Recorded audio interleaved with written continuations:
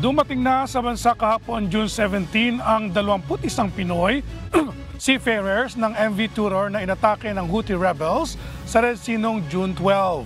Ayon sa kapitan ng cargo ship na si Christian Dumarrique, una nilang namataan sa naturang karagatan ang isang bangka na ginagamit sa pangingisda bandang alas 9 ng umaga noong June 12.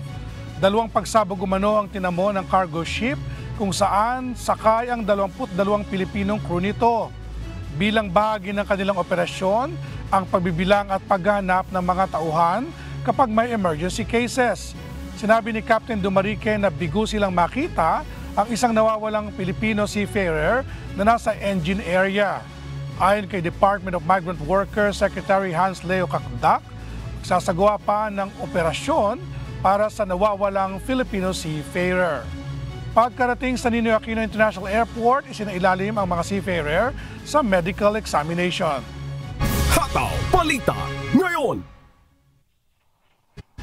Bali, apat po na kami, apat na grupo na pumunta sa US warship. Doon kami pinatulog ng isang gabi, pinakain, tinanggap nila kami ng maayos. Pero ginawa po namin lahat ng paraan na hanggang pag-alis po, before po kami umalis, chinek po namin kung gusto namin kung lumutang man lang yung bangkay niya, makuha namin. Pero wala po kaming nakitang lumutang na bangkay. We have to be precise about this, no? He is missing, he has not been found, and he has to be searched before we can make conclusions kung anong nangyari sa kanya. He has to be found, searched and found.